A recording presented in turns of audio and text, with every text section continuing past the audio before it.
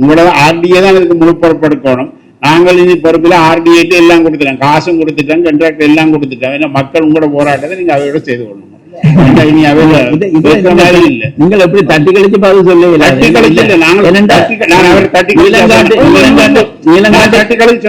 உடனடியாக நடவடிக்கை எடுக்கணும், கண்ட்ராக்டரை மாத்துங்க, அல்ல அதுக்குரிய நடவடிக்கை எடுங்க. அதுதான் அது தட்டி கழிக்கிறது.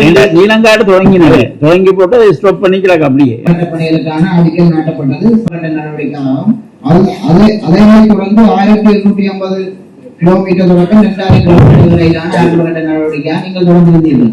ஆனால் அந்த சுற்றுவட்ட வீதி தொடர்பிலே ஊடகங்கள் வாயிலாக பல பேசுபொருளாக இருந்தது. காரணம் மத்தியிலே சுற்றுவட்ட வீதி புனரமைப்பு செய்யப்பட்டு விட்டது என்று. ஆனால் நேற்று தான் சுற்றுவட்ட வீதியுடைய முடிவுறுகிறது 16/6/2026.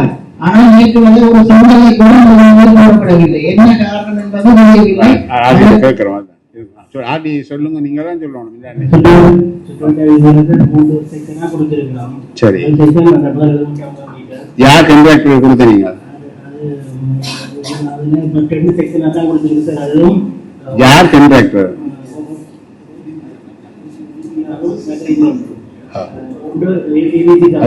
தெரியலையா? அது வந்து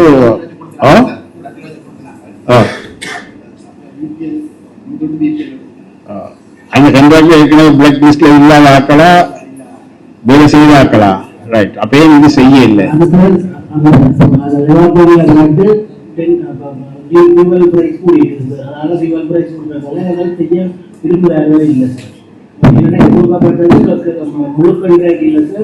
சப்ளையும் ஏபிசி சப்ளைலையும் ஒரு ஆளுக்கு, சப்ளைலையும் ஒரு ஆளுக்கு.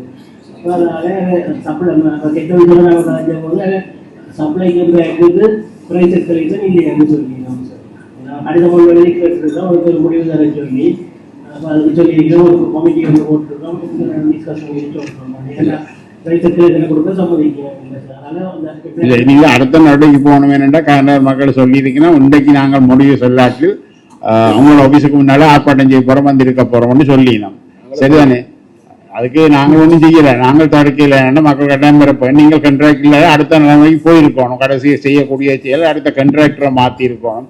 இப்போ முடிஞ்சது, காலம் முடிஞ்சது. ஆனால் ஒரு வேலையும் நடக்க இல்லைன்றது உங்களுக்கு தெரிந்த கடைசி மீட்டிங்கில் யாழ்ப்பாண மாவட்டத்தில் ஆர்டிஐ இந்த ப்ரோக்ரஸ் 5% தெரியும் தானே. உள்ளதுக்கு போற யாழ்ப்பாண மாவட்டம் வந்து விளங்குது தானே. அப்போ நீங்களே எஃபிஷியன்ட் இல்லாதான் நடந்திருக்கிறீங்க. அது கொண்டா திருப்பி கூட்டி கொடுங்க. உங்களை காசு வந்துட்டு அதுக்குரிய காசு அலோகேட் பண்ணியாச்சு. ஆனா வேலை நடக்கல. அப்ப யாரு டப்புல?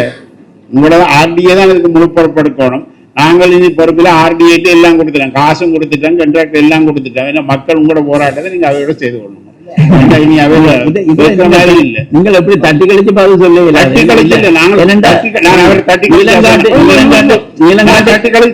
உடனடியாக நடவடிக்கை எடுக்கணும், கண்ட்ராக்டரை மாத்துங்க, அல்ல அதுக்குரிய நடவடிக்கை எடுங்க. அதுதான் அது தட்டி கழிக்கிறது. நீலங்காடு தொடங்கி போட்டு அதை ஸ்டாப் பண்ணிக்கிறாங்க. அப்படியே அதான் சொல்றேன். மக்கள் போராட்டம் தான் நாங்கள் ஒன்றும் செய்யலாது. அதுக்குரிய நடவடிக்கை ஒரு தியரியை சொல்லிட்டே போகணும். எப்ப செய்ய போறோம், என்ன செய்ய போறோம் சொல்லிட்டு போங்க. ஏன்னா தொடர்ந்து காலம் அதுக்காண்டிதான் இருக்கலாம்.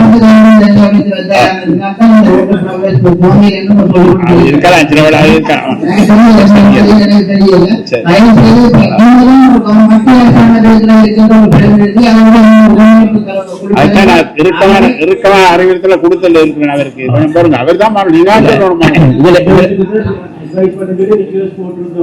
ரிக்வெஸ்ட் போட்டுவே கடிதம் சென்னோர் தான் அமைச்சர்.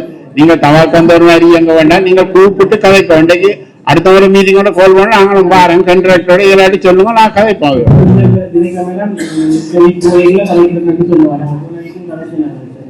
கதைச்சு வேலை இல்லை உங்களுக்கு, கதை உங்களுக்கு முடிவில்லை. அது பாருங்க மக்கள் அங்கே பாருங்க. நான் சப்பாத்து காலா ஒடிச்சு வெளியே இல்லை புலாம் எந்த சப்பாத்தால இப்ப வேலை நடக்கலன்னு மாதிரி இல்லை. கதை ஒரு நீங்கள் கட்டாயத்து செய்தியை கொடுக்கணும். அது நீங்கள் இந்த ஊர் தெரியுதா? நீங்கள் அப்ப கட்டாயத்துக்கு ஒரு ப்ரையாரிட்டி ஒன்று இருக்கத்தான், உங்களோட மண்ணுக்கு ஒரு இது கொடுக்கத்தானே வேணும். கண்ட்ராக்டர் பிடிக்கிற உங்களோட வேலை அது. அது நீங்கள்லாம் அதுக்குத்தானே உங்களை வச்சிருக்கலாம் வேலை. இப்ப நாங்க போய் கண்ட்ராக்டரோட கதைக்கு இல்லாதானே, நீங்கள் தானே கதைச்சு ஆல்டர்னேட்டிவ் ஒரு அடுத்த ஒரு திட்டத்தை கண்டுபிடிக்கணும்.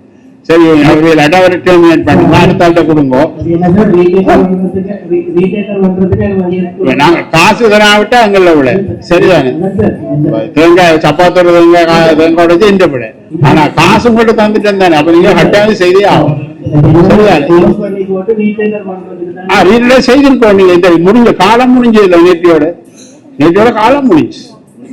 சரி, அவ நாங்கள் மக்களை சொல்லல, அதை பாருங்க அவன் அது சொல்லினா இது உங்களெல்லாம் எல்லாம் பிள்ளையாண்டி. அப்ப உங்களுக்கு செய்த சொல்லுவாங்க. அதால வேலையை சொல்றாங்க. சரி, அது செய்யாமல் இருக்கிறதுக்கு என்ன காரணம் சொல்றாங்க? இந்த ஒதுக்கப்பட்ட நிதி காணாது, திறமையாக முடிக்கல, சங்கட வேற உண்டு. அப்ப நீங்கள் அதுக்கு மாற்று திட்டம் என்ன? அப்படி இப்ப உண்மையிலே அந்த இந்த விலை கூடினதான அதையால செய்ய முடியாத ஒரு நீங்கள் ஒரு கணக்கு வச்சிருந்தீங்கன்னா, அப்படின்னா நீங்கள் கூட காசை கட்டியாகணும், இல்லாட்டி வேற ஒரு கான்ட்ராக்டர் செய்ய போறது இல்லை. அப்ப அப்படின்னா இது சும்மா விடுபடுறதா போகுது. அதோட 10% நீங்க தானே அறிவிக்கணும். எஸ்கலேஷனுக்கு 10% இல்ல, அதுக்கு ஒரு கமிஷன் எடுத்து போட்டு அதை கொடுக்கலாம் தானே. நீங்கள்லாம் எனக்கு முடிவு, நாங்கள் கதைக்கல, நீங்கள்லாம் இல்ல, நீங்கள் பாருங்க, அந்த எஸ்டிமேட் போதாட்டி நீங்கள் அதுக்குரிய எஸ்டிமேட்டை கொடுத்து உடனே அரசாங்கத்துக்கு கொடுங்க. நீங்க கொடுக்காமல் இருக்கிற வரைக்கும் உங்கள தானே பழி வரப்பு. இதே கொடுக்காட்டு நாங்க கொஞ்சம் பிரச்சனை பண்ணலாம். ஆனா நீங்கள் அந்த கான்ட்ராக்டர் ஏதாண்டு சொல்ற இடத்துல உங்கள் கான்ட்ராக்டர் உடனே மாத்தணும். எல்லாத்தையும் அவர் சொல்றதுல நியாயம் இருக்குன்னா அதை நிவர்த்தி செய்யறதுக்குரிய நடவடிக்கை யாரும் எடுக்கணும். அப்ப நீங்கள் அதை எடுத்து போட்டு கொடுங்க, மினிஸ்ட்ரிக்கு அனுப்புங்க. அடுத்த 7 நாளைக்கு எடுக்கும். நீங்க எப்படி கொடுக்க இன்னும் கூடி கொண்டு போக அடுத்த வாரம் இன்னும் கட்டலாம்.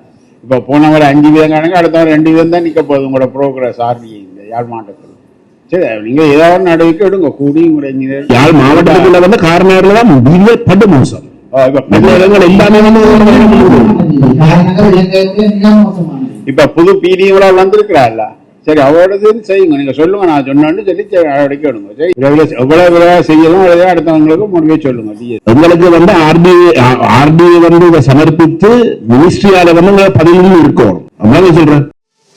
மேலதிக செய்திகளுக்காக எமது யூடியூப் தளத்தை சப்ஸ்கிரைப் செய்யுங்கள்.